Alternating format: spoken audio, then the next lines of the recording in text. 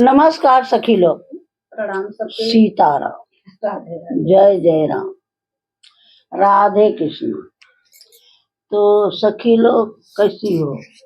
ठीक हो ना? हाँ ठीक है रह चाहे भैया। और सखी लोग चलते के बियाहे का गाना सुनावत हो ये लला नवा पर का। ठीक बा सुनबू? कह तो सुनाई दे। चलो ठीक बा गा दे सुनी जा।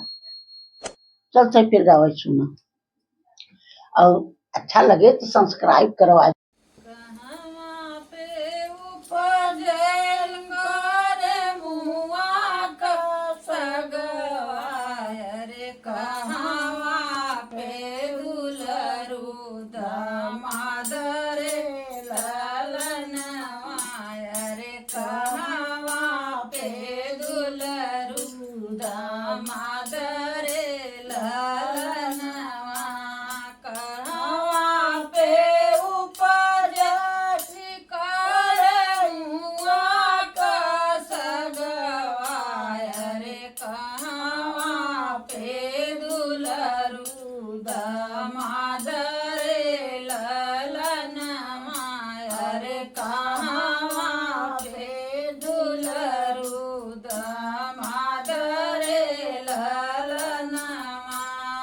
तलवा में उपजई कर मुआ का सगवाय रे, राजा घरे दुलरू दामाद रे ललनवाय रे, राजा घरे दुलरू दामाद रे ललनवा, तलवा में उपजई कर मुआ का सगवाय रे, राजा घरे दुलरू दामाद रे ललनवाय रे, राजा घरे दुलरू दामाद रे ललनवा, के हो मोला कर